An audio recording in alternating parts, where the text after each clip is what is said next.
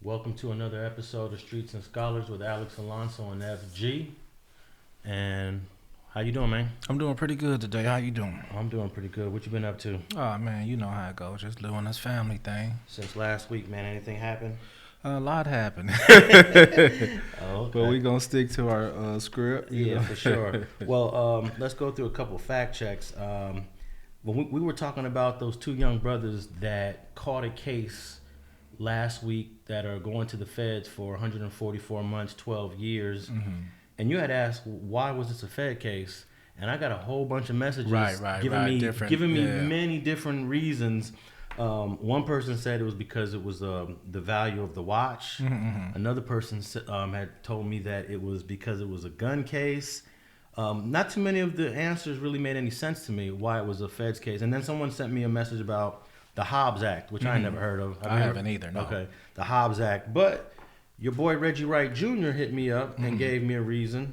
He just hit me up and he said the reason why the case went feds is because the sheriffs are taking all high-profile cases to the U.S. attorney because they don't like the DA Gascon. They don't like George Gascon because George Gascon is a reformist and he's giving people lesser sentences. Them action. Yeah, he's giving them action. People coming home too. Yeah, people coming home. So a lot of people are hating on George Gascon. They hating, but they don't realize that some of these guys got 25 years for stealing a slice of pizza.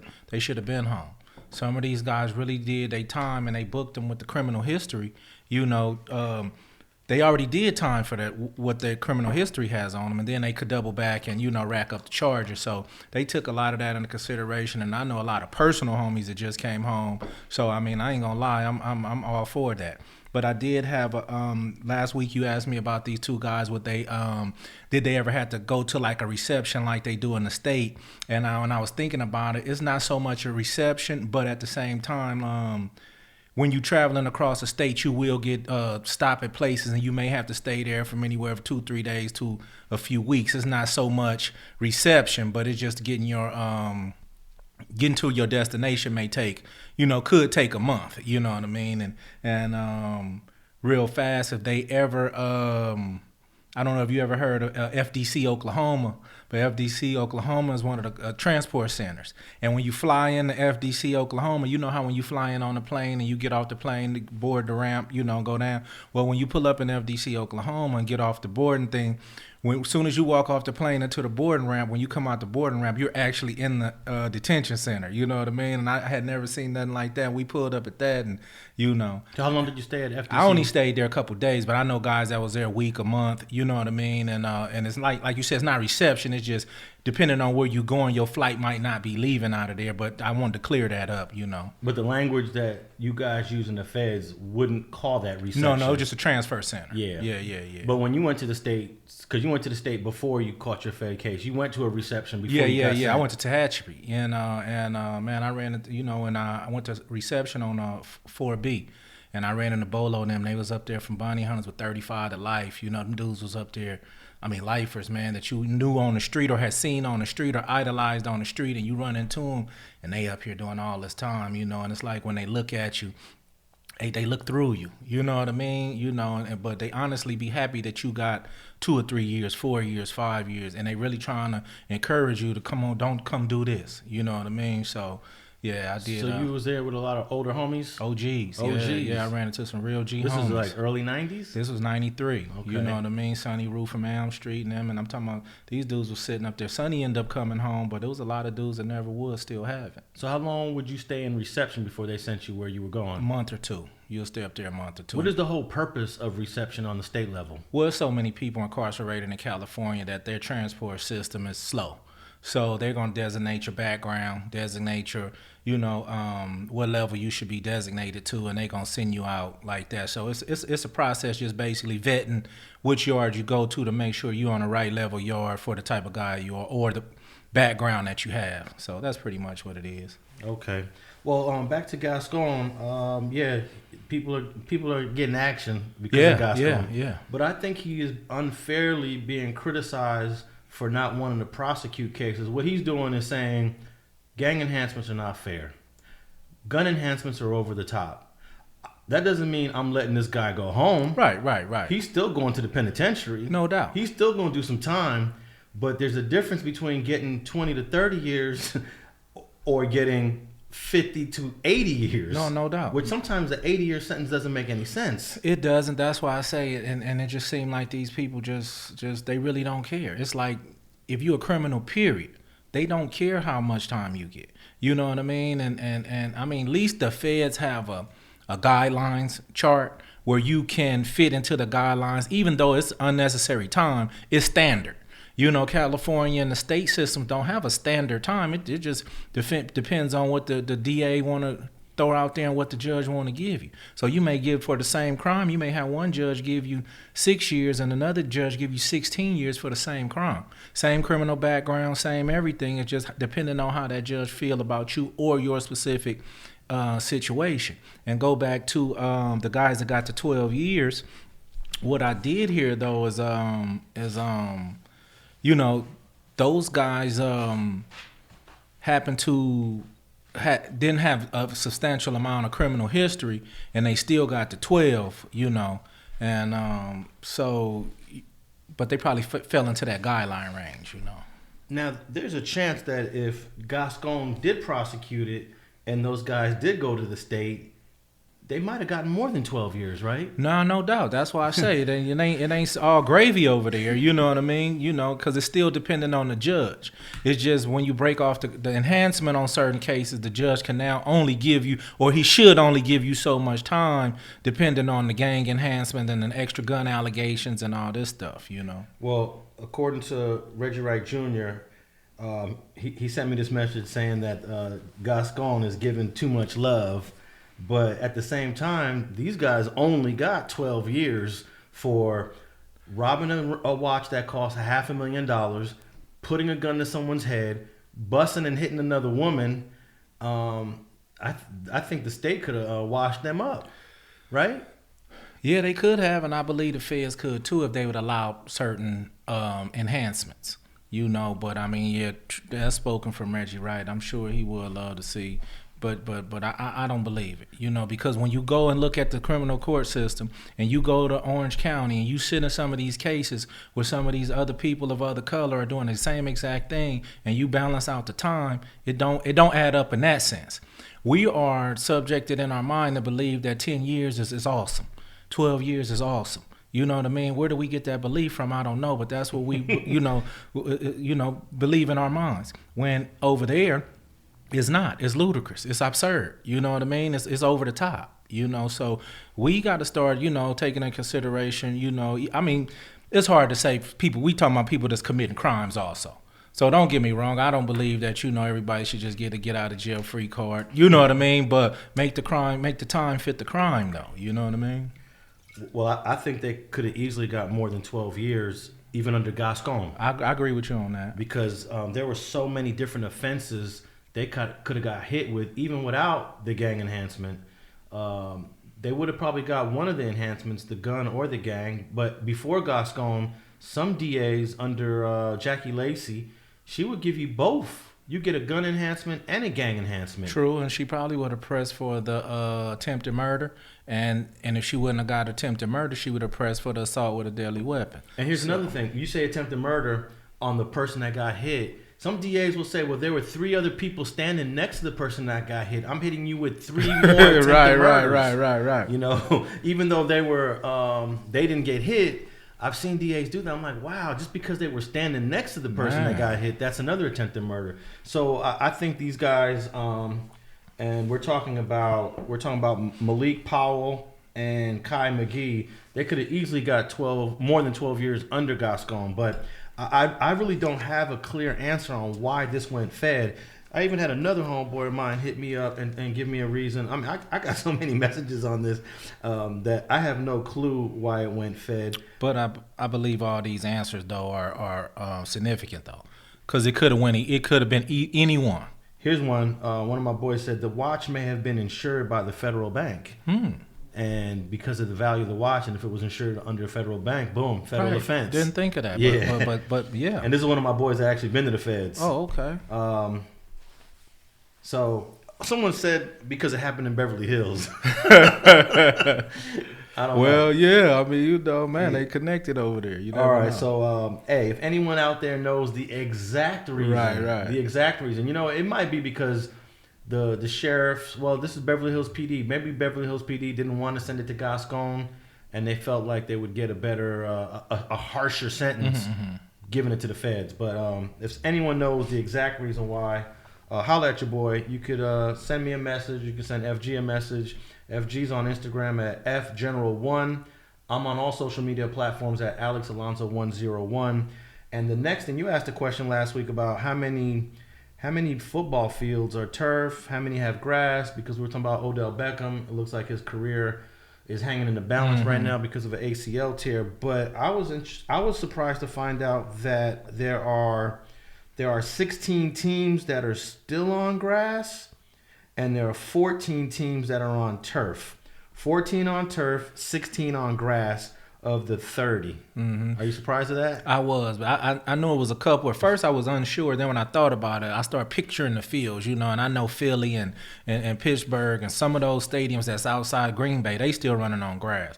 So it was after the show that I was kind of sit back and thought about it myself. I knew it was more than like 4, but I didn't know it was 16. Yeah, I mean, that's good to know, though, that we still have grass. Some of the owners still believe in keeping grass, and there's actually different types of grass too. And that I didn't know. Yeah. There's I remember going to Home Depot buying seeds for my yard and reading bluegrass or I forget some of the names, but here we go: Kentucky bluegrass, Bermuda grass, Deso Grassmaster.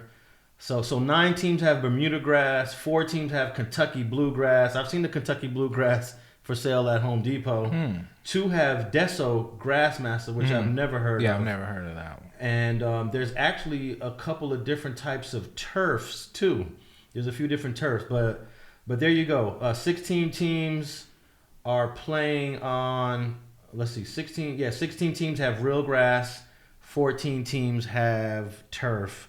And I want to lobby for those 14 teams to reconsider their turf, but they can only reconsider turf if they have an open dome. I was going to say, right? Most of the teams that have domes are pretty much probably the teams that have turf. Okay. So, you don't have the weather factor, to take care of the grass and make sure it's nice and, soft and, all that sort of thing. But that's what the conclusion I come to. If you have a dome, probably got turf. I like the teams that don't have domes because I feel like football should be played in any weather, and whether it's snowing, hailing, raining, tornado. Right. Tornado's about to come through. No, we playing the game. We playing the game. But yeah, I understand that it's all money, so they want to pack the stands with as many people as possible and keep them games going. True enough, because a lot of those East Coast teams wasn't getting Super Bowls because the outside weather. You couldn't do the halftime show. I mean, it was snowing and raining. The fans are getting soaked. So they really was designated a lot of the Super Bowls, and it was unfair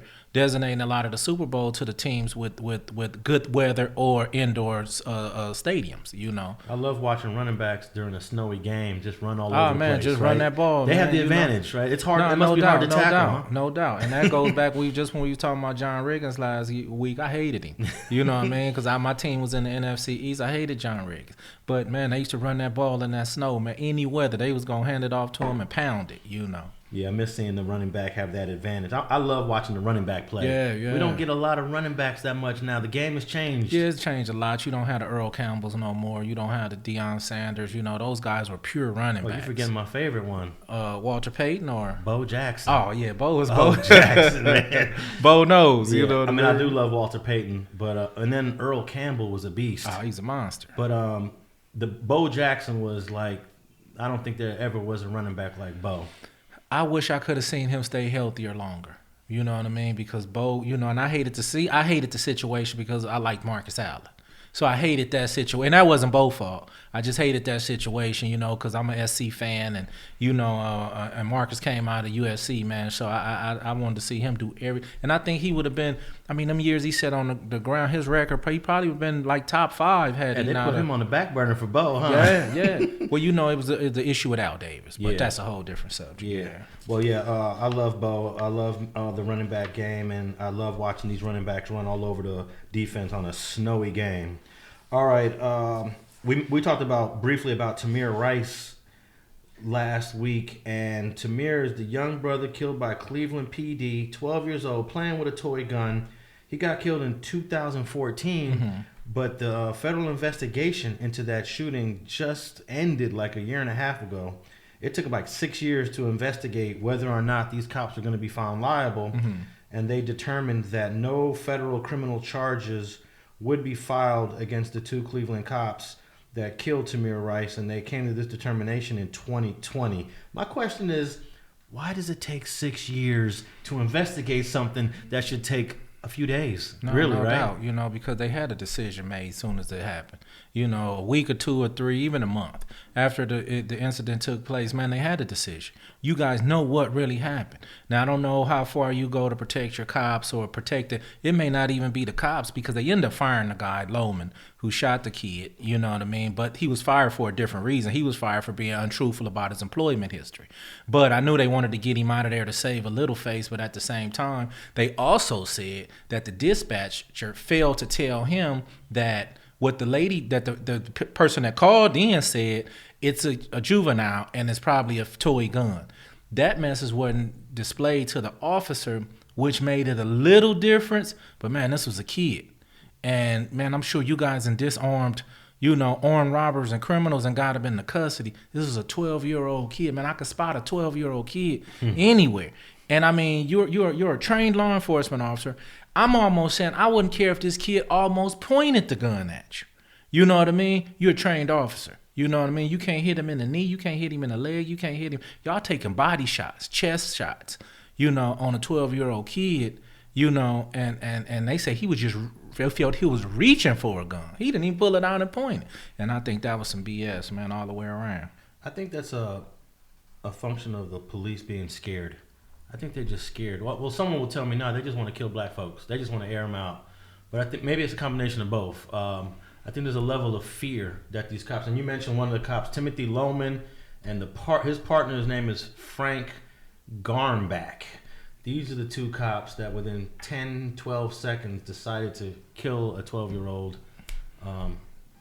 It's just tragic. It's just tragic. And it's all on video, and I believe those 2 cops should have been subject to some sort of criminal sanction, whether it was a manslaughter or something. No doubt, because going back, all they did with him was suspended him for 10 days, talking about he violated the tactical drive up to the crime scene rule. You know what I mean? Come on, man. And you think we gonna be happy with that, or that's supposed to make somebody feel any better?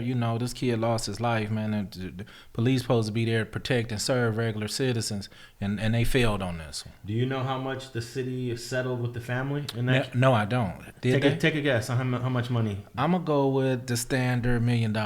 Higher. Oh yeah, $5 million. $6 million. Oh, $6 million. $6 million. I mean, it don't bring your child back though, but at the same time, at least they gave something up. I mean, you got to hit them where it hurts. You got to hit them in the pocket. These governments, you got to make them pay. And I think $6 million, man, I don't even think that's enough. It ain't enough for a life. It ain't enough. Because I remember here in L.A., the LAPD shot this guy named Javier Ovando. They paralyzed him. He survived. He didn't die. He got $15 million. Tamir Rice is dead. He's dead. His family got $6 million. But I know it's a different state. It's a different city, so I shouldn't even do what I did because I compared one city to another city, and I'm often against doing that. We can't do that, but just for context, Javier Ovando received $15 million for getting paralyzed by the LAPD. All right, so there you go. Those 2 cops pretty much escaped criminal charges, and I'm starting to realize now that police are investigating these cases a little bit faster since George Floyd. Because the dude that killed George Floyd, didn't waste any time in arresting him. No. It happened within days, if not less, a week or so. And I noticed in the last, since George Floyd, which is now what, almost 2 years, a year and a half? Yeah. There's no need for a 5-year investigation. There is no need for 18 months investigation. These investigations should occur faster. And I was just disappointed that it took 6 years for this one. But let's move on to Amir Locke. I remember we spoke about this last week. We knew about one issue that this cop had in his past, Officer Hanneman. But I think you said something about they're going to find out some more stuff if they investigate. And it's true. This cop has about 5 other complaints in his past. And they are digging up this cop's entire record regarding his role in the shooting death of Amir Locke, who was 22 years old, in his house during a no-knock warrant. And they went in there and killed him in, I think, about the same amount of seconds they killed Tamir Rice. It was only a matter of seconds. And it's funny that, guess who spoke? Guess who spoke at his funeral, Amir Locke's funeral? We're going to talk about this brother a little bit later, though. Oh, man, Al Sharpton. Al Sharpton spoke at this brother's funeral, but we're going to get to Al Sharpton a little bit later. Right. But, Officer Hanneman has about 5 other complaints in the last 5 years for, I guess, allegedly violating the civil rights of other people, man. Hey, man, but how many how many more complaints is he going to have to rack up before they do something about it? Or even like you say, put him, demote him or put him make him feel it so he can understand. But if you just keep sweeping it under the rug, oh man, we got you going back out there, keep your nose clean. I mean, if that's the way the department is working, he ain't gonna learn anything. Okay, well, we wanted to give you an update on that, and it looks like they are they're doing their work on Officer Hanneman, and they're finding out that he has a history, and he's only been on the police force I think 6 or 7 years. So he's got 5 complaints. So that's a lot of complaints for a short career in law enforcement. And you wouldn't happen to know how old is he? Do you? And the reason I'm asking because I don't know what I was watching. And then Reggie Wright Jr. was talking about when he was first put on as a cop, and he felt that cops should be not put on the force that young as he was. And he was the first person I had to heard say that, and I agree with him on that one. Because he said he came in there, man, full force, thinking his job was to just go, and I just appreciated that was said. Because I feel the same way. You don't mature till you older. That's the only reason I was asking. Because say if this cop was young, it may be the mentality that I'm young, I'm a police officer, I can do what I want. And then when they get a little older, they start to realize, hey, this, and really change, and start trying to be a decent cop. So that's the only reason I was asking. Well, unfortunately, this cop is not that young. He's 34, and if he's been on the force for about 6 or 7 years, that means he came in his late 20s. Yeah, he should have knew better. Yeah, so he was mature enough. But yeah, I think the LAPD and the LA County Sheriffs have changed their minimum age requirement for new officers. I know that you could have been a cop with the LAPD at the age of 20, and I think the sheriff was 21. But I agree that there should be a level of maturity. Hey, when you go rent a car, they want you to be 25 years old. Yeah. Because they think that under 25, you just don't exhibit the level of maturity to just take care of a rental car. Right. But we giving guys guns and badges at 21 years old. No doubt. That's crazy. That's an update on Officer Hanneman. And the last thing, we talked about the death row sale to Snoop Dogg last week. And it turns out that no matter what, Snoop will never own Tupac's music, and he'll never own Dre's because they've already been reverted back to them. Yeah, I just heard that Tupac's was reverted back to the estate. Yeah. I believe it was a time thing in the contract that after so many years it get reverted back to the estate. Exactly. Dre's could have been the same thing, and he got his back. But will he ever be able to own his? I think Snoop will be able to own his as well. Okay. But only his, and then the music catalog that's left. I mean, I can't think of everybody who was on death row, but I do remember I thought Lady Rage was amazing. She didn't really put out too much music, but there's that. Mm-hmm. OFTB from the Nickersons. Right. They had some songs, but they man, I used to bump Yeah. OFTB, man. Did you know Flip from Yeah, I Bounty knew Hunter? Flip and Okay. Bus Stop. Yeah. Which was a different bus stop from my homie. Correct. But I knew them back then. But let me ask you this: how much of Snoop's music do Drake get though? Because Drake kind of, ain't it a fine line right there? But just because Snoop was the rapper, Drake produced all that and put all that together. So who actually owns what? Ah, man. Yeah, I don't know either. But I was just wondering when you said Drake got his back, Pac is going to his estate. How much of do Drake get out of his? Well, I think because Dre gets paid for producing, but the artist at some point is able to get the rights to their music after X number of years. So I'm assuming that Dre has the Chronic, but Snoop is going to be able to get Doggy Style, and even though Dre did all the beats. Hey. I don't know.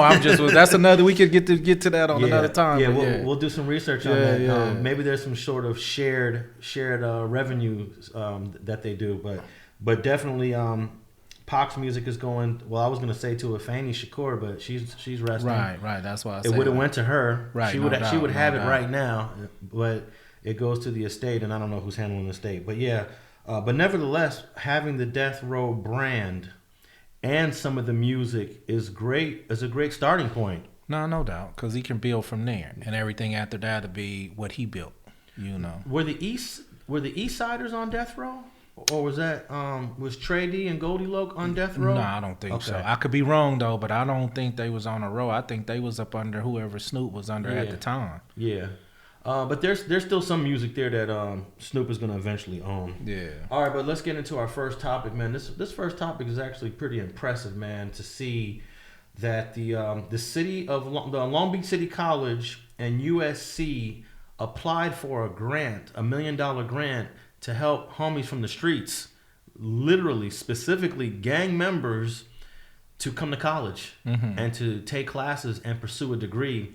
And the grant was fulfilled. So $1 million grant is now being under the control of the administrators from the Long Beach City College, USC, specifically Adrian Huerta and Mike Munoz from Long Beach City College, are now trying to find 200 I guess deserving youth between the ages of like 16 and 24 to go to college.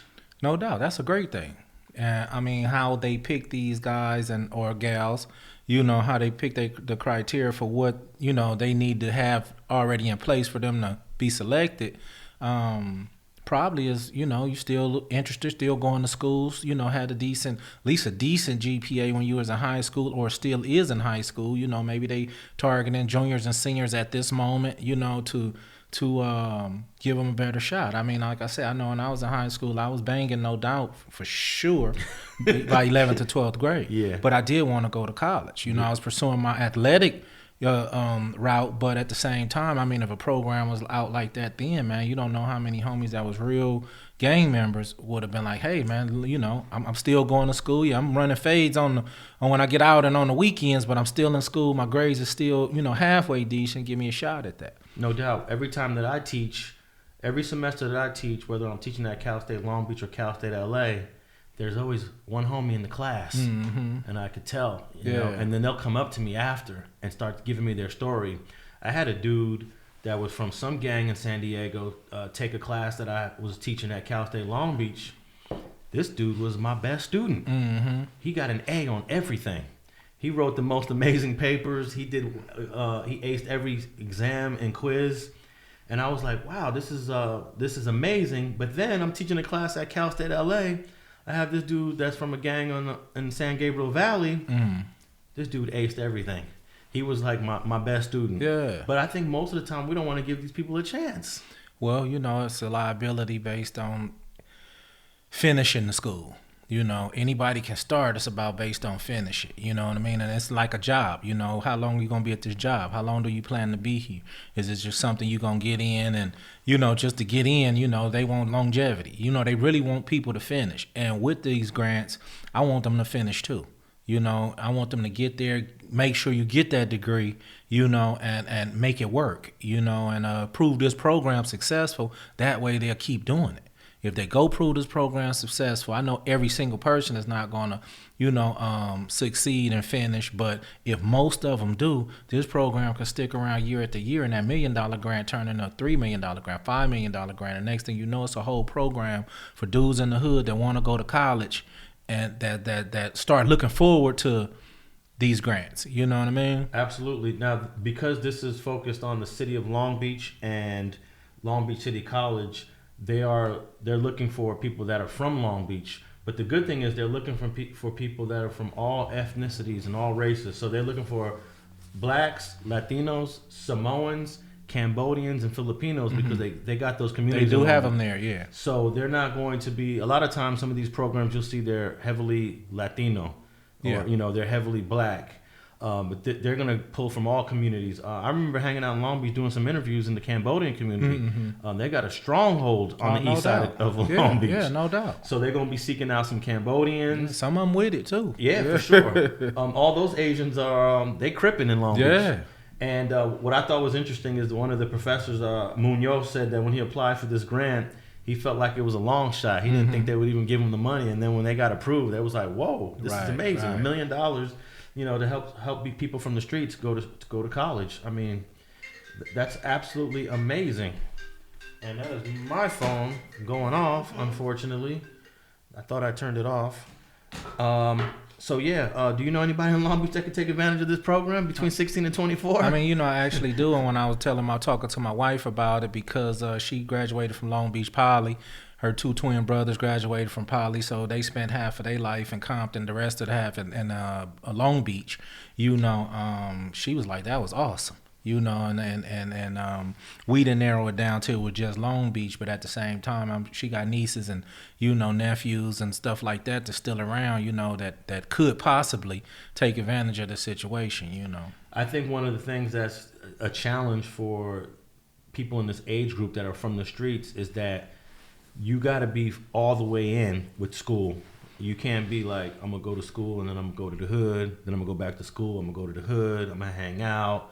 It don't work like that. I've seen, like when I was going to college, before I took it serious, I used to ask homies that were in the neighborhood, hey, come with me to El Camino College. Let's go take some classes. And they'd be with it. Yeah. But then they don't finish it because they went back and they got caught with a sack and now they're in the county jail for the next 6 months. And I've had at least 3 or 4 homies go to college with me, but they would 1 foot in, 1 foot out. And I'm a firm believer that I don't want to say it's impossible, but it's very difficult to do that. It is, but if you don't have the mentality that I can go do something educational wise after high school. Yeah, sometimes it get blue. If you have something in a way that you feel that you can get to college, then you might have a different perception. You might have say, hey, man, let me finish this because I might really can get to college, and I believe that a lot of people just feel that they can't even get into a college, not even understanding all the grants that they have based on the income that their family has or don't have, you know what I mean? And really take advantage of, it's a lot of grants that we don't apply for.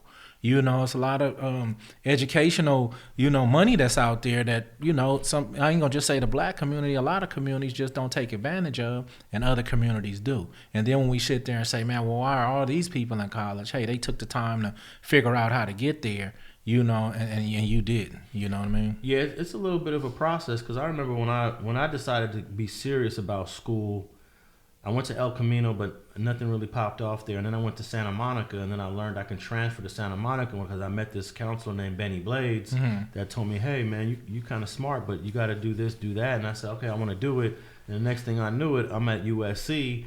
And then everybody that grew up with me was like, how'd you get to USC? How'd you do that?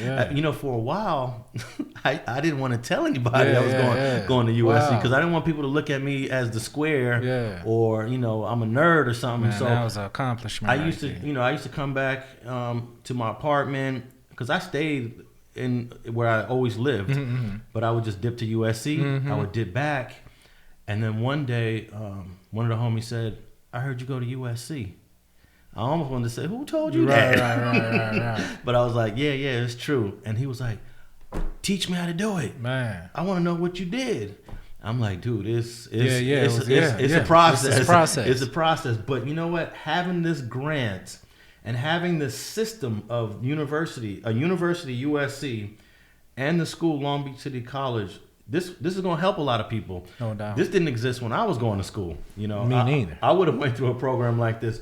But let me read this one part of this this article, which I think is very important. It says Munoz also highlighted the stigma that people with gang affiliations can experience on and off campus due to visible markers such as tattoos that can alienate them from peers, and emotional markers, experiences of violence and trauma that can affect their well-being. And you know, this is all about the trauma, what's the term I'm looking for that dudes in the military go through? Oh, the post-traumatic stress disorder. Post-traumatic stress that a lot of people from the streets experience, and it's sort of like a culture shock when you go into a college classroom if you're from the streets, you know, and then the people that are in the classroom were like, oh, look at this dude, he got face tattoos. Right. He got the hood tatted on his neck. So that's also a thing that these guys have to deal with, but it's kind of difficult because now you got to tell other students, hey, we got some gangsters in the classroom, and how are the other students going to look at a guy like that, you know? I mean, you grew up in an era where people really didn't tat the face up, right? No, Very they rarely they didn't. But when I transferred from Linwood High to Gar High and Cerritos, you could tell that I was different from these kids, and the demographics of the students were different. A lot of Asians, you know, Hispanics, you know, it was different, and it was based on smarts. You know, they being cool was being cool was running fades at Linwood High. You know, being cool over in Cerritos was what your grades looking like. You know what I mean? So the one thing about me though, I was never dumb, you know, and I got decent grades. That wasn't a problem. But they looked at me when the teacher yelled out some of them tests because of the way I dressed back then. It was the khakis and white t-shirt era, and they looked at me different. But when the teachers ran off them grades and them numbers on them tests, it reflected that, hey, I'm here just as good as you guys are. But they did look at me first kind of like they wanted to look down, but my schoolwork proved that no, you can't look down at me. Hey, I always think about brothers like you that are from the street but have an above average level of intelligence, that it's their family. And when you go back to your family, you had your mom and dad for the first 18, 19 years of your life, right? Yep.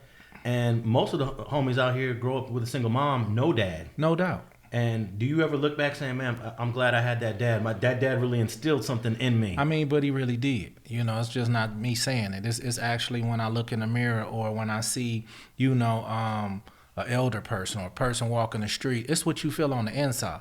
You know, it ain't what you do because you know this the right thing to do. It's really what you feel on the inside. You know, that's when I started to learn that, man, I got some decency about me, you know. And I did learn a lot from my parents, having two parents. Now, in your generation on the street, they really didn't go all the way with the tats, with the neck tats and the face tats. It's been pretty predominant in the last decade or so. Man, it's getting out of hand. What do you think about that? It's getting out of hand. You know, I mean, if you're an NBA guy, you know, I remember they frowned upon it in the NBA. Now every guy in the NBA got some tattoos. I mean, it's nothing wrong with tats itself. Yeah. But coming up back then when people were putting up, you're not a rapper, you don't have millions of dollars put up. Yeah, a job will. I heard one guy called it a job stopper. I had never heard that, but at the same time, these companies do want you to represent their company in a certain kind of way. And that's just the truth. I mean, you got to think about it. If I own a company and I need employees, I'm trying to put my best face on my company.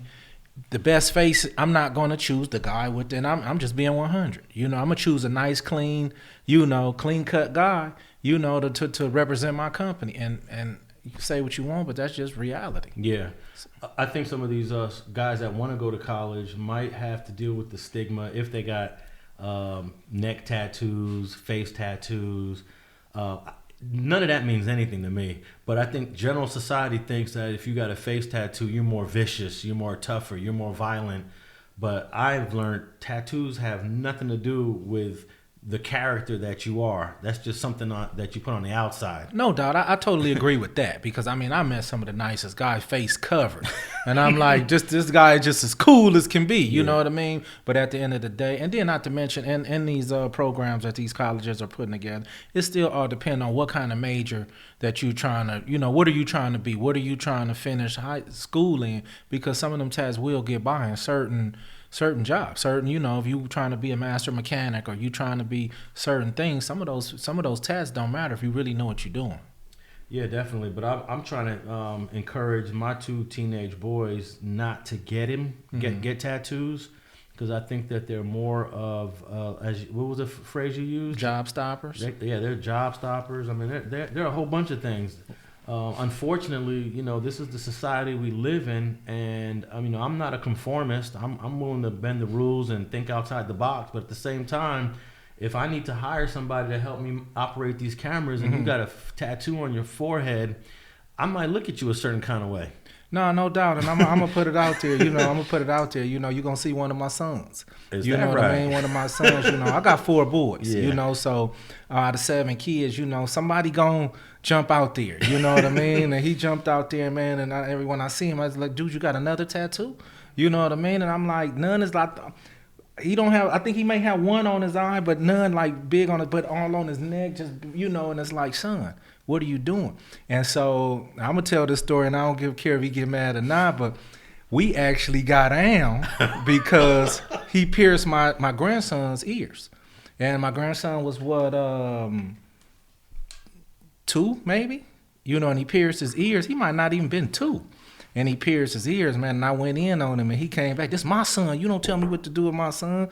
Yeah, okay. My thing is, hold on. I never pierced you guys' ears. I didn't let you guys get tattoos or no markings until you was old enough to decide for yourself if that's what you wanted. Some of these kids are going home, Dad, can I get a tattoo? Mom, can I get a tattoo? And they, oh, no, it's no problem. No, you can't get no tattoos in my house until you of age. So yeah, me and my son, we got into it, and so the rest of my sons thinking twice about before they try to get them grandkids' ears pierced. Let them grow up and give them a shot. They may not want that. You know what I mean? Let them decide what they want. That's just my belief. Everybody gonna have their beliefs. But is that's this your oldest son? No, this is my 3rd oldest, but he 28 now. You know what I mean? He's 28, and So what years did he miss while you were gone? He missed. What ages was he? 12 to 20. Woo. Those are the important years. Those was the important years, and that's why I had to. That's why I was so. I lightened up on him in a lot of ways, but I also said, look, I'm home now. You know what I mean? If you want to follow the leader, man, follow me, because these kids be impressionable. And then the homies didn't tell me that he was running around the hood doing this and that until he got out of hand with the homies. When the homies couldn't control him no more, now y'all want to write me letters in jail saying your son out here running around with gangs. Hold on, you should have told me that 2 years ago. You know what I mean? And then I didn't notice because our kids, we don't, but my wife was more or less like, when she bring him to visit me, she like, you don't notice the walk, you don't notice the, but when you trying to get hugs on your boys, because I didn't care how old they was, I'm going to hug mine and give them a kiss on the forehead. And then you only there an hour. You know what I mean? I can't read everything in an hour, because they going to tell me all the right stuff. You know what I mean? Yeah. But at the end of the day, he slipped through the cracks and he was involved. And now he's more or less like, luckily, didn't get knocked off or didn't have to do too much time in jail to realize that, these streets it ain't what they thought it was. So he's reevaluating some of. No doubt. But at the same time, now the jobs is, now the tats. It could be the tats. It could be the demeanor. It could be, you start having a hard time, finding jobs and keeping jobs just based on, the ideology. Only warehouse jobs want to hire you, or you in your mind saying, and I'm an example, dude, you can go be what you want to be. Don't limit yourself to a warehouse job because you got tats, or don't limit yourself to, he graduated from Dominguez High with a 3.83 grade point average. You're not dumb. You know what I mean? By far. It's just, we all did dumb things and took different routes that, led us to believe that these streets is something and it's not. Has he been to prison? Twice. Wow. Yeah, twice. Did he go to prison during those ages? No. Oh, no.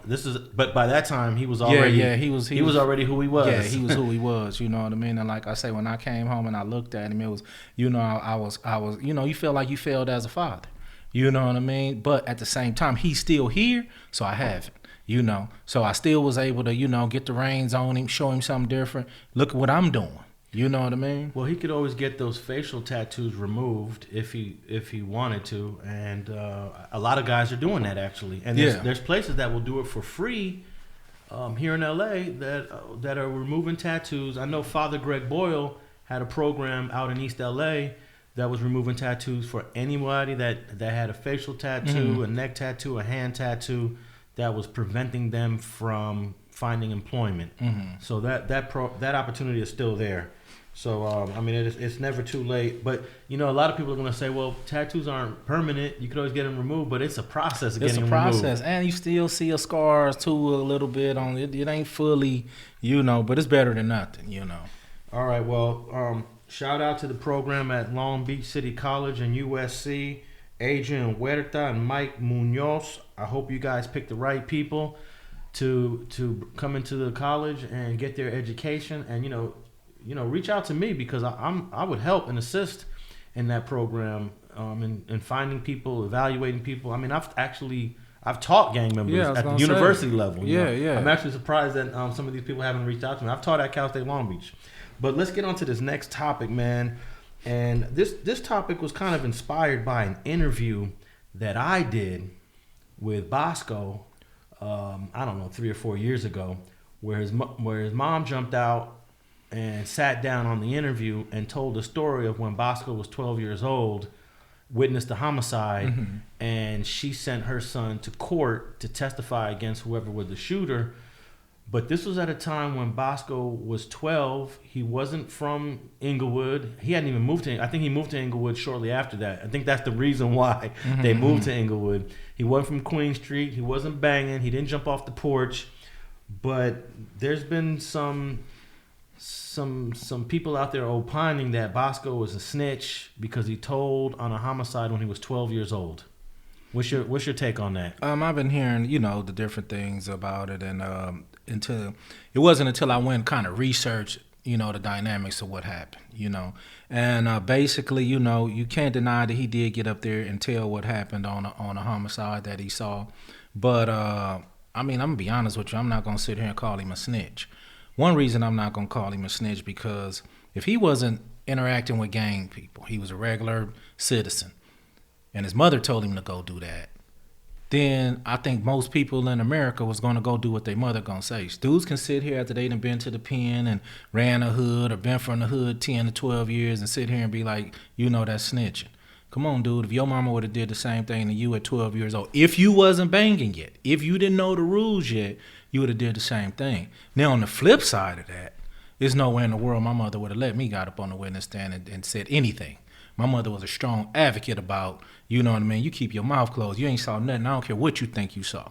You know what I mean? So I believe his mother dropped the ball in letting a 12-year-old get on the stand in a homicide that didn't have nothing to do with them specifically. I know she might have felt she could have been a Christian woman, and felt she or a religious person, and felt she was doing the right thing. But there's nowhere in the world my mother would have let me get up there. And I wouldn't let my kids get up there based on, this has nothing to do with you. Absolutely. I'm going to just be honest with you. So Absolutely. That's where I think the ball got dropped at, by his mother, basically even letting him or telling him to do this. It's her son, it's her decision. But at the end of the day, I'm not going to sit there and, he didn't know the rules. He wasn't vetted. He wasn't, we learn these rules in the streets or at home. And when he didn't get them at home, when he joined the gang, I'm guarantee you they told him, these are the rules, man. Yeah. 12-year-olds is a baby, man. You know what I mean? And dudes can sit here and talk about that G shit all they want. 12-year-old is a baby. Unless you, active at some dudes are active at that age, but he wasn't even a gang member at all. Now, if I remember correctly, you kind of jumped off the porch at 12, right? When I was from the hood. Yeah, I was 12. I was fighting Crips at 12. Yeah, no doubt. And I knew the rules already, but I didn't learn the rules from the streets. I learned from my mother. You see somebody doing something that don't have nothing to do with you, you mind your damn business. So I was able to get those rules before I got to the hood. But once I got to the hood, riding around on my bike. 10, 11, 12 years old, man, you knew the rules already, dude. You keep your mouth closed about something you see that ain't got nothing to do with you. And if it got something to do with you, you come tell the homies. You don't go tell the police. Or you go tell your parents. You don't go tell the police, though. You know what I mean? Yeah, I'm going to agree with you 100% that the mom is the main reason for whatever happened with Bosco. I was living with my dad when I was 12, and there's no way my dad would have told the police my son didn't see nothing. Right. I don't care what my son told you he said he saw. I'm telling you, he didn't see nothing. Get away. He would have never even allowed that. Just because of the sheer danger of it. Why is my 12-year-old son going to tell on a homicide? And even for the police to want that to happen, to want to expose someone to the dangers of doing that, they don't care. They're not here to protect us. You couldn't have, because this guy could have, easily got his head knocked off for doing that. You know what I mean? You was old enough to get up there. You old enough for us to knock your head in. And on the flip side of that, which I know don't nobody want to hear this part, but you don't know what the other person did. The other person, I don't know the dynamics of the whole thing. You're talking about the victim. The victim. He could have raped somebody's daughter, and in a moment of rage, the father did this. You know what I mean? Like I said, I'm not out here saying it's cool to, to do violent crimes, but I'm just saying we don't know what the dynamics were. So in those instances, like I said, it's a lot of dynamics behind that. Yeah, I'm going to disagree to the people that are calling Bosco a snitch. I don't even know why that some of these people are so heavy, so hard on pressing this line that Bosco is a snitch because it's something he did 12 years old. Because he Bosco. You know what I mean? He talk a lot of shit. You know what I mean? And don't get me wrong, when you get to talking about this gangster shit, people are going to go run down. Same with me. When I stepped on the scene, I stepped on street TV, they seen my face. People got to picking up phones. Who is this dude? You know what I mean? Yeah. From everywhere. Everybody that knew somebody, I'm sure I do the same thing. Who is this cat? I'm gonna do a background check on him. So Bosco is out there. He's in the spotlight. And don't get me wrong, people are still gonna have their opinions. Some people, you can't change. My grandmother can call the police and they'll be like, "Your grandmother's a rat." You know what I mean? So some people you just not gonna. You can't call grandma a rat. Right. But some people you're not gonna be able to sway. But I wouldn't call him a snitch. I think if you objective and you're using logic, there's just no way on God's green earth that a 12-year-old kid who did not jump off the porch, that is not from no set, is a snitch. It's just as simple as that, And I'm going to disagree with everybody that's going to call Bosco a snitch. He ain't a snitch. He wasn't from Queen Street. He wasn't a blood. He didn't jump off the porch. His mama put him up to it. He was only 12, and that's what it is. But Al Sharpton. We're gonna talk about a couple of examples here. Now here's Al Sharpton. Now Al Sharpton ain't from the hood. Mm-hmm. He ain't never been from the hood. He ain't never been on no gangster shit. He ain't from no hood. But he dabbled a little bit, and his dabbling was cocaine, trying to maybe flip a bird, flip a couple ounces, and he got caught. Right. He got caught red-handed on video by the feds. So what do the feds do? You work for us now, Al. And we want you to wear a wire and record some of these conversations and go to these people and do this and do that. And he did this in the 1980s for about 4 years. But at that time, he was known as CI7. Right, 4 years. That's a long time. Yeah, the documents only identify him as CI7. In fact, if you look at all the paperwork that Al Sharpton is involved in, his name is never in it. Mm-hmm. He's CI7. And he denied that he was ever a FBI informant throughout the 80s and 90s up until either 2014 or 2017. Somebody has said, no, it is Al Sharpton. These are the transcripts that prove it's Al Sharpton. Right. And then eventually he kind of admitted it, but he didn't really fully admit it. Right. He danced around it a lot. He made a lot of excuses why. He usually used the term rat. I'm not a rat because, and he justified in his mind why he shouldn't be labeled as a rat. But he's giving me perspective on what other rats out here are doing. You know what I mean? Is this the mindset that you guys have, that you're not a rat based on because he's, matter of fact, he said he was a cat. Well, you know what? Let me play a clip of what Al Sharpton said back in 2014. This is what Al Sharpton said. Nothing new about this story. Joe Banner was the one that set up the meeting with this guy, Sal. So I've done a lot of things in life. Some that if I could do again, I would do differently. But in this situation, I did what was right. I did what I was always raised in the values of a praying mother to do. And I did what I tell kids every day all over this country that they should do. and that is deal with getting guns and crime out of their community and cooperate with the law.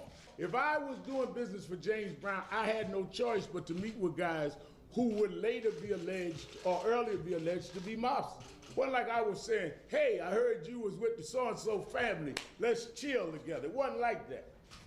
The conversations were recorded, and I would record them today if somebody threatened me. Rats are usually people that were with other rats. I was not and am not a rat because I wasn't with the rats. I'm a cat. I chase rats. And whether it's a rat in racial profiling or police brutality, or mobsters exploiting black artists, don't get me confused. All right. So, what's your take on his response to being an FBI informant? Well, my response is this: if you have to do an interview to convince people that you're not an FBI informant, you probably are. You know, but it's evident that to me, I'm gonna be honest, to me, in my opinion, this dude's a rat. Okay. For a couple reasons. For one, you know, you ain't always had your nose clean. You ain't always been on the side of the law that you profess and that you willing to help so diligently. You know what I mean? You was dibbling and dabbling and you got caught. Now, even if you didn't decide to cooperate because you got caught, bro, you was breaking the law and doing what the rest of us out here doing, trying to make a little extra money, and you got caught. And I'm assuming that's when you flip. So I got to put the rat stamp on him. I'm going to be honest with you. No doubt about it. Even though Al Sharpton is not a gangster, he is not known to be involved in consistent criminal activity. Nevertheless, he was dabbling. The feds got him on video and audio trying to negotiate a cocaine deal. And hey, you know, everybody's trying to make $1. And at that time, he decided maybe this is a way for me to make $1. He got caught and decided to work for the feds. CI number 7. And just like in many people's paperwork, the confidential informant's name is not in it. Right. Does that remind you of anybody right now? No doubt. The name of the person is not going to be in the paperwork. So it takes other types of corroborating evidence to link, and apparently they linked Al Sharpton to this paperwork because of the transcripts. The conversational transcripts always give it away because they'll say the dude's name. Oh, no doubt. You just pulled up some dynamic transcripts recently, and at the end of the day, you know that you sealed the deal with him, so he could sit up there all he want to say that his name not in the paperwork or that he's not an informant. But like I said, I'm gonna give him the informant stamp. You know, and no doubt he goes down. Definitely, he's considered a snitch, rat, or whatever term you want to use, but it never really affected him in terms of his career, how revered he is around the country. I mean, he just gave the eulogy. I was just going to say that. He just gave the eulogy at Amir Locke's funeral. So does America really have an issue with people who are rats and informants? I'm starting to, just from recent incidents, I'm just starting to believe that people don't, you know, not America as a whole. You know, it still matter in the hood. It still matter in the turf. It really still matter within family. You know, but America as a whole, you know, they don't care. They really want you to just come out, man, confess what you did, and America will give you another shot. The streets may not, but America definitely will. What grade do you give Al Sharpton's confession? Because that press conference and the audio that we just listened to, that was supposed to be him saying, yeah, it's true, but blah, blah, blah, blah, blah. He danced around it way too much, had way too many excuses, you know, and the sad part about it is everybody probably sitting in this room, just say it. You know, just say it, man. You dancing around the question, I'm not a rat. You know, like I say, when you really get in that conversation where you have to have a whole press conference about you not being one, maybe you done did something that you really are. All right, let's move on to this other example of whether this person is a rat or not. And there's a brother out of Detroit named Kenyal Brown, Kenyel Brown, and he was actually working for the FBI on multiple cases throughout the 2000s. He was from the streets, but somehow he started to cooperate with the feds, and in 2020 he snapped. Something happened. After being released by a judge from custody, a Michigan judge set him free because he was already cooperating with the police. They let him go, And for over a 6-week period, this dude killed 6 people. He was 38 years old, and let me read this. Brown, 38, died after carrying out what police have described as a bloody crime spree that killed 6 people over 6 weeks. It ended with him shooting himself in the head in a suburban backyard while running from the police. So this is a guy that was working for the police, that was putting cases on people, wearing wires, not only for the local police but also for the feds. But he snapped, and I think that this is an example of the federal government using witnesses that are still committing crimes. Yeah, no doubt. And I believe a lot of them are. They're giving them passes, because they're getting caught more than we know. They're going to jail for little stuff here and there. Maybe it's the drugs, maybe it's a gun, and they getting right out with no doubt going back to work. This is a tragic incident just based on, it shows me 2 things. One thing, it shows me that just because you're a rat don't mean you won't pull that trigger, And then another thing, you guys out here are, these people, if you would have treated, if this dude, if you wouldn't have let him be an informant to give reduced time, to, make him man up and do his time for his crime, then he might have been incarcerated while these 6 people was killed, and they probably would still be alive. This is really, to me, on the hands of the FBI, to be honest with you. No doubt. And I believe that the families of the 6 people he killed, regardless if they were in the streets or not, they're going to have lawsuits against him. Let me read this one more paragraph. When he was released from jail back in 2020, on the same day, he was hired again as an informant by the Detroit Police Department through Chief James Craig. And he has said that he never knew Brown's multiple probation violations, which are publicly available and easy to find on the federal court's PACER system. Right. So this is a chief using this guy as an informant, and he's saying, oh, I didn't know he was involved in all these extracurricular activities, when anyone could have just looked him up on the computer and found all these violations that this guy had. Right. Do you believe this chief is telling the truth? Oh, I definitely don't. I believe he just didn't care because he just didn't think it would get this dangerous. They take a chance when they work with these cooperating witnesses, and I'm sure he just didn't think didn't care about the probation violations. I just really believe nobody thought this guy would go out and kill 6 people. So.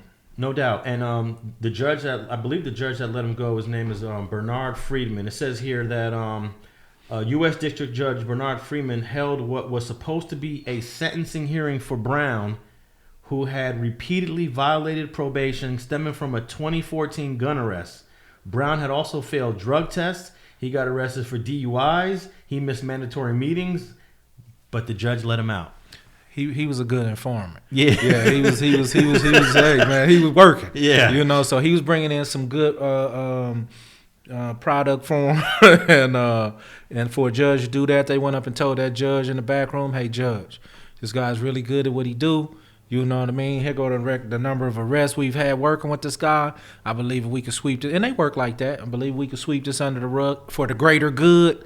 And she went with it, or he went with it. Well, it says here, instead of locking Kenyal Brown for his repeated violations, Judge Friedman released him at the request of a federal law enforcement agency that, for reasons not disclosed, basically what you just said, wanted Brown freed.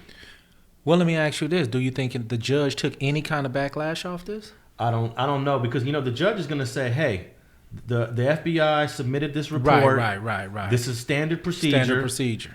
Hey, I'm not going to know that this guy is going to kill 6 people. Right. But it should have us reevaluating this system of using informants.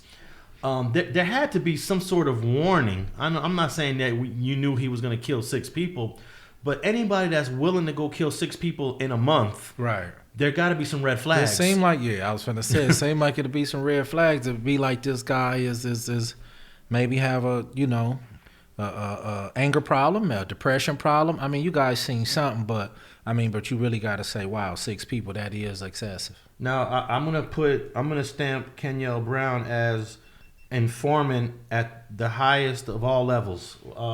What do you say? You have to. He was obviously doing a great job for him over there at the FBI. They went to bat for him, with a judge. That says a lot. Okay. Now let's go. These last 2 are a little bit different. Freeway Ricky Ross was everyone knows him as the kingpin of the 1980s. Mm-hmm. It was making $300 million a year, which is basically $1 million a day, Right. when you do the math on that. But he had some corrupt LA County sheriff's deputies on his head, and the FBI was aware of this. They had the Freeway Ricky Ross task force, and they were doing a bunch of illegal stuff. At whatever point, they needed Freeway Ricky Ross to testify against these cops, and he did. And these cops ended up going to jail or losing their jobs. But there have been some to call Freeway Ricky Ross a snitch and informant for providing information on corrupt cops. Where do we draw the line on that?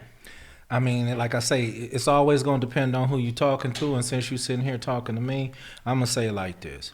If he wouldn't provide evidence against crooked cops. Now, these crooked cops were basically your enemies. They were your Crips. They was your Bloods, as we have in the streets. And in the streets, because he was a street dude, we don't get to go tell on the Crips, or we don't get to go tell on the Power Rules about something they did. Now, what made these Crips so into, trying to chase you this hard? Was it just the money, or was it a deal you made with them previously? And if you ever spoke to these cops about anything or promised them something that you didn't fulfill or anything of that nature, then you a rat. If you got up there and you provided information on the agency, now if they just hating on you and they just want to get you because, you out here killing families and that's how they feel. So they're going to go above and beyond and try to take you down. I mean, of course, you was making a lot of money, maybe they just felt you was harming the community, but get on, leave, get out their way. Put people in place where they can't even touch you. Making that kind of money, they should never been able to find you anyway. You should have had workers doing what you was doing. But I'm going to just be honest with you. When you went to work for the FBI to go take down these corrupt cops, I mean, you told, man. Well, I don't think he worked for the FBI. I just think it was a matter of, we need you to testify what they did, how they handled you. I think it was a case of excessive force, abuse, stealing from him. So I wouldn't say he was working for them, but I think he ended up testifying against them. Yeah. I think I draw a line between that. No. I respect your opinion. I respect a lot of people's opinion. I was in the system. I was in the feds probably when he was getting ready to come home, I believe. He came home in either 2009 or 2010. And I was in there then. So he was in Texarkana. Are you familiar with that place? No doubt. Texarkana? I had homies coming from over there, and there was dudes on the yard with him. And I remember one of the homies had a picture with him, and the other homies was gonna roll him up. Is that right? Not roll him up off the yard, but homie, you kicking it with a rat, homie. So that was the word back then? No doubt. But this from experience. This from okay. Yeah. But it was known that it was about the police, though, right? It wasn't about another drug dealer. It wasn't about no one in the streets. He testified against basically somebody that was an enemy, and we don't get to go testify against no enemies, none whatsoever. So like you say, the homie said, "Homie, you on a picture with this rat?" So you're calling the LA County Sheriff's Department the enemy? I mean, in his situation, yeah. That was his foes, that was his arch rival, that was his nemesis. You know what I mean? At that time, So basically, you done rat on the streets, but you told on we don't get to do that. So if I'm selling drugs and the Crips or the Power Rules or somebody get to come pressing me about some money or doing little stuff, robbing my little connects or robbing my drop off men, I don't get to call no police and remain a stand up dude. You know what I mean? So like I say, everybody's gonna have their difference of opinion. But once you went to testify for the FBI, even in this one situation, because say if this would have happened, say if he was driving his car and they put him out the car and they did a Rodney King situation and they beat him up and somebody caught it on camera, he went to court and testified on his behalf for what happened, that's okay, I could give him a pass on that one. But when you went to do it for the FBI, you know what I mean? I that's where my line drew, because you did it for another agency. You know what I mean? Once you involve this other agency, you work for this other agency to get these guys. That's when I couldn't respect that. Okay, so let me ask you this. That time when the police came knocking on your door in 2004, let's say you had about 2 or 3 birds in there, and the police took the 3 birds. They beat you up a little bit. Let's say they broke your leg, said that you was resisting. You go to the hospital, and before you know it, the feds came to the hospital and said, "Hey, we've been following these cops. These are dirty cops. They've been dirty for a long time, and we've been trying to trying to indict these cops. We have information they just stole 2-3 birds from you, and they assaulted you for no reason. Right. We need you to testify against these cops. Does FG do that? Yes or no? FG don't. Wow. Yeah, FG For real? don't. Nah, no doubt. Oh, I do that. No. I'm doing that. Okay, well, because but I said I respect your opinion, but at the same time, tell me how you these feel. Are the police. I feel that whenever we have an opportunity to expose an oppressive system, it ain't snitching. And the oppressive system is cops stealing from us, cops beating us up, cops hitting us over the head, cops putting us in the hospital. When we have an opportunity to expose a system that has been oppressive to us, I'm not calling that snitching. To me, it's when you're snitching when it's people on the streets that you either dealing with or your competition. I feel like snitching against your competition, that's snitching. But against the police, I'm cool with that. Well, let me give you true life situations that happens. You know what I mean? Not with me, but with certain people I know for sure. I'm from Linwood, Compton. You know what I mean? Linwood always had sheriffs. Compton had Reggie Wright Sr., Reggie Wright Jr., Bookman, and all the other hosts. I'm not gonna put no name on one certain officer, but there's been homies been pulled over in all kind of cities, not just Compton. You know what I mean? That had 3 birds on them, 2 birds on them, 50,000 on them. And the police, man, you trying to go to jail? Or I'm a roll with this, or you want to go with it? And you gonna be like, hey, I got to bite that. Yeah. Dude, we're not finna go file no complaint against when they do something like that. You gonna eat that. No doubt. So let me finish. Okay. So once I was out here selling drugs and making a whole department feel a certain kind of way, and I knew these was my enemies, you know what I mean? Then I was subject to whatever came with it. You know, when it was that one cop, I had a Linwood sheriff, man, was on my helmet because I was known for carrying pistols. I actually had a college student in the car with me rolling. I got my nice shirt on. She don't even know I'm from the hood. And I happened to be dipping through to go hit the freeway, and he saw me, bust a U-turn. You know what I mean? Pull us out the car, and she wasn't the type of person you pull out the car. She'd never been pulled out of a car before, and he was like, man, this guy likes to carry guns, you know. This dude I knew right here was my. So when he throw me up against the hood or he do something, I'm not going to tell you. You know who your enemies is. So he knew who his enemies was. He could have got out of Dodge from him, and when he didn't, you know, he went and testified on him. I can't respect that. Okay, so you take a very strict position on that. Regarding Freeway Ricky Ross, when he was at Texarkana, that's a USP, right? Oh no, that's an FCI. I think it's an FCI, or some of these facilities have both of them. Right? Yeah, they have both. Okay. Of them, yeah. Was it clear cut agreement that he was a snitch, or were some people saying, "Hey, man, that was the police"? I've heard it both ways. Okay. I've actually heard homies say both ways. So there's some disagreement. No, on that. No. There's a lot of disagreement. Yeah. No, I ain't saying that. It's a lot of disagreement. You know what I mean? And he's going to get treated different from a regular. Even if you feel he's a rat, he's still not going to treat him like the average one, because his situation was involving cops. But at the same time, you don't know if you was paying off these cops and you stopped paying them. If you ever did now if I find out he did anything with these cops, yeah, I'm gonna put the full-fledged stamp on him. Like, say if you was paying them off and stopped paying them, or you made a deal with them before they, I'm gonna put this, because these now they your buddies. Now they kind of like your homie. Now they your co-defendants. You know what I mean? And you told on them. So. But me, like I said, I never got the full story on him. I always knew homies was half and half. Nah, homie, you on the picture with that fool? Then other homies like, come on, homie, that was the police he was dealing with. You know what I mean? So yeah, it goes both ways. But for me, because like I said, he got up there and told on somebody who was his rival or his enemy or stuff for the feds. He just did it for himself alone, like I say, with the beating or something, you know what I mean? And he got up there and he said these guys beat me and it's on video and all this. That's a little something different. Yeah. You know. Okay, so without Freeway Ricky Ross ever dealing with these cops on some street stuff, he's still considered a rat to you, even without the direct dealing with him, because we don't know if we don't know nothing. Yeah, we don't. I think let that me. would have came out if he had some kind of deal. Yeah. Well, it always don't. Okay. You know, everything don't always come out, you know, because sometimes, you know, I'm telling you, sometimes it's just like an informant to tell on you about one thing, but they won't tell on you about something else, you know, and they know other things about you. They may know other things about you, you know, but like I said, I'm going to stand on basically, like, I'm not finna call him, just basically say, I'm going to say this for sure. He told on the police. Okay. That's where I stand. He told on the police. And by him telling on the police, you're putting the rat snitch label jacket on him. Yes. Okay. I'm going to not put the rat snitch label on him because it is the police. Mm-hmm.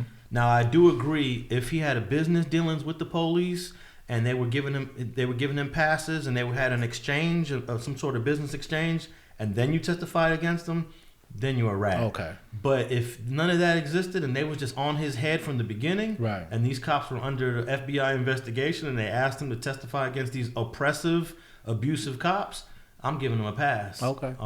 And it's kind of similar to this last one.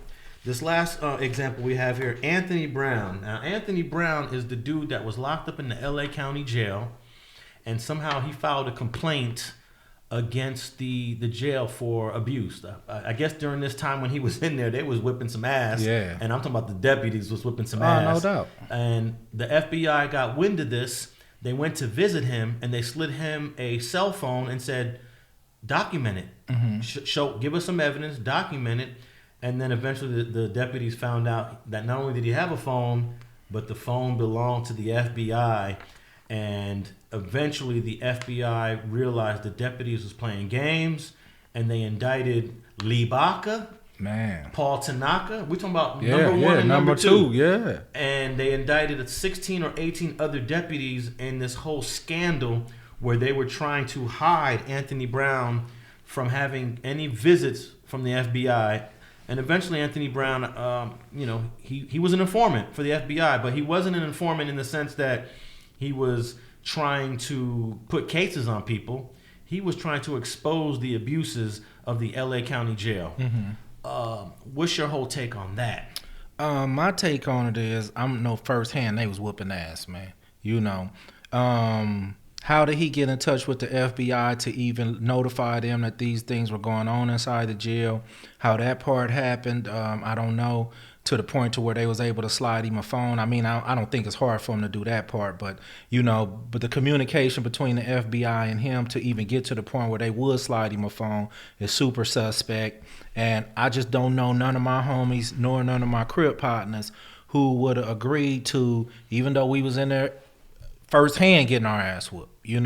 I don't think I know anybody. Well, I can't say I don't know anybody, but the people that I can name some names that wouldn't go for that. Wouldn't even let you put them in a position to testify against the police, even though they in there whooping our ass. It's just that ain't what you do. You don't get up there and testify if you going by the street code. Now, was Anthony Brown a gang member? That I don't know, but I can tell you the reason why the feds knew about this complaint, because he actually filed a lawsuit from within the jail, which a lot of people do. I read these appeals all the time. No doubt. Even in the feds, you can file. You can file a lawsuit against the warden. Yeah. You can file all these lawsuits.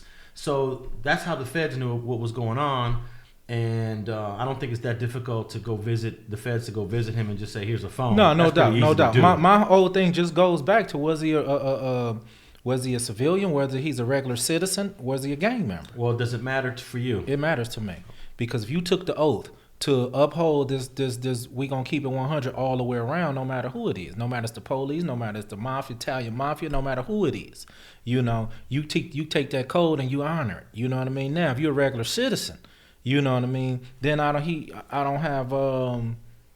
He did what he did. I'm not gonna sit there and say he's a rat. He did what citizens do, but not to mention, if he's a citizen, a regular citizen, I know some people that might thank him just based on, hey, he helped, get them ass whoopings up off of us. Well, Mr. Anthony Brown was a bank robber.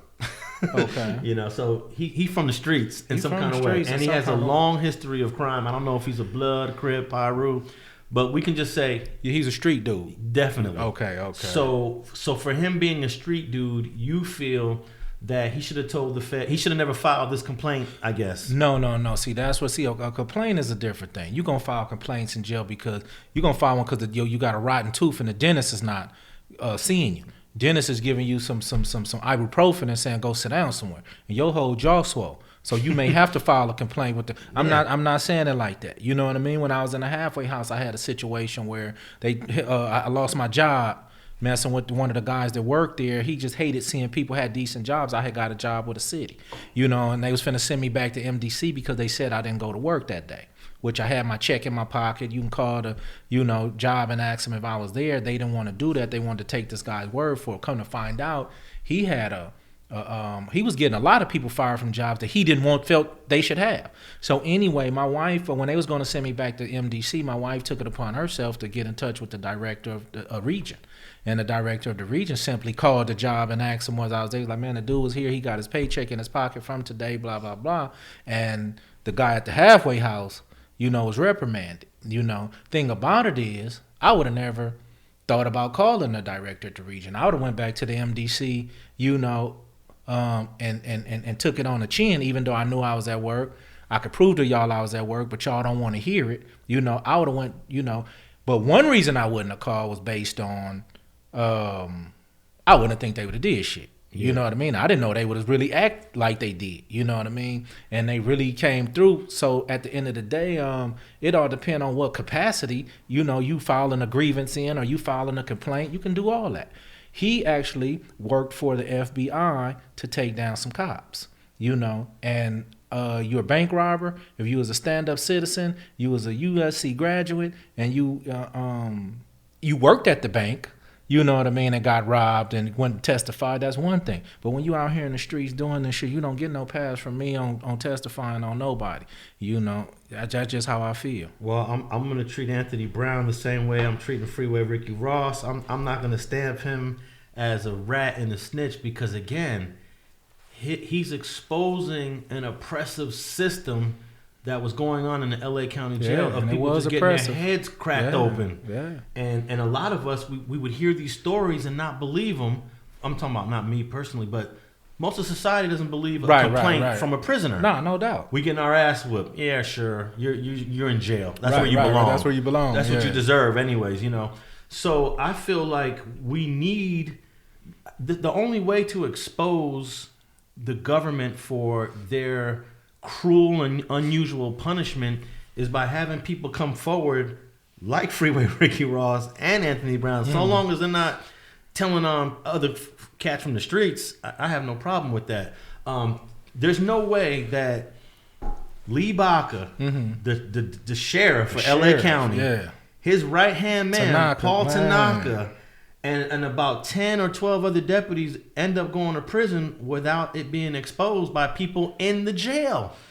Well, this is the thing about it, and I will say this in their defense. I heard a lot of homies say that that's what they deserved. Now, when saying that, the only way you can say that's what they deserve is you believe that what this guy did was cool. I don't think people take it to that far, but I've heard homies say, man, that's what they needed. We've been waiting on that. So I'm sure that there's going to be some resistance to that. It's just, I feel, man, you was from the street, you went to jail like we all do. You shouldn't have had your ass in jail if you don't, you wanted to live a better life and you wanted to don't have your ass in jail because this is what was going on in the jail. So and then you went and told on the police, but I mean, you didn't lie. They was in there whooping ass, so you know what I mean, But you still give him the same jacket you give Freeway Ricky Ross. I must give him the same jacket. He can't come in my cell. Okay. You know what I mean? I'm giving Anthony Brown a pass because I like to see corrupt cops go to prison. I got a lot of joy seeing Lee Baca taken away to the penitentiary. I'm gonna be honest with you. I think we all did. I don't think I'm talking about everybody I talked to that didn't know the dynamics, because you got to understand us. A lot of people on the street and in society or in jail. All we heard about is him going to jail. Lee Baca and them, corrupt. They was doing what they was doing, and people applauded it. I never knew all the dynamics of how it went down. Never heard the name, never knew what the circumstances was. So we all applauded when they went to jail and said that's what they get, without knowing all the dynamics. I still say that they deserve to go to jail and they got what they deserved, but at the same time, this dude told on them. Yeah. I do got to say that. And they didn't even go to jail for the abuses. They went to jail for covering up Anthony Brown's locations. They would move him around. They was moving him, man. And the feds got upset. And I think it's very arrogant and just so ignorant for this. The LA County Sheriff think that they can mess with the FBI. True, but they've been doing it for a while, because I remember they beat up a couple homies one time and they was supposed to go to court, and since they had black eyes and busted lips, they hid them, and they didn't show up for court, and it's easy to tell the courts that they cut off their wristbands. So now it's a vetting process of finding these inmates. They are in the system. It's just we're going to have to take the time to find them, fingerprint them, and all that sort of stuff. But I know dudes personally who got beat up and didn't make it to court because they didn't want the court to see their bruises. That was standard operating procedure, and they got way too comfortable with it. I mean, that was something that they probably did like all the time, And so when they did it with the feds like, hold on, y'all gonna play us like that? And was able to take it to a different level because they have the resource, and of course they the biggest investigative agency in America. All right, so before we wrap this up, let's just do a quick review. Bosco, yes or no? No. No. Al Sharpton, Yes. Kenyal Brown from Detroit. Oh yeah, he was definitely a informant. Yeah. Freeway Ricky Ross. I'm gonna say yeah. And Anthony Brown. Yeah. Oh man, okay. I'm giving Freeway Ricky Ross and Anthony Brown and Bosco passes. Definitely Al Sharpton and Kenyal Brown. I'm stamping them rats and informants to the fullest extent. And we're gonna have to save this last topic for next week, but we'll give them a sneak peek. We're gonna talk about what is a DP, why people get DP'd, and just your experiences dealing with DPs. We all deal with them in the streets. Right, we'll get into that. And we'll get into that next week. But I want to thank everybody for checking out another episode of Streets and Scholars. And just hit us up if you have any questions. FG is at FGeneral1 on Instagram. I'm at Alex Alonso 101 on all social media platforms. And we got the podcast available on all podcast platforms, including Apple. Apple just updated us. And if you're listening to us on Apple Podcasts, you can give us a rating and a review right there and just tell us what you think. And if you want to ask us any questions or have any comments about the podcast and you're listening to us on Apple, you can leave a comment right there, and I'll be sure to check them each and every week. And thanks for tuning in to another episode of Streets and Scholars.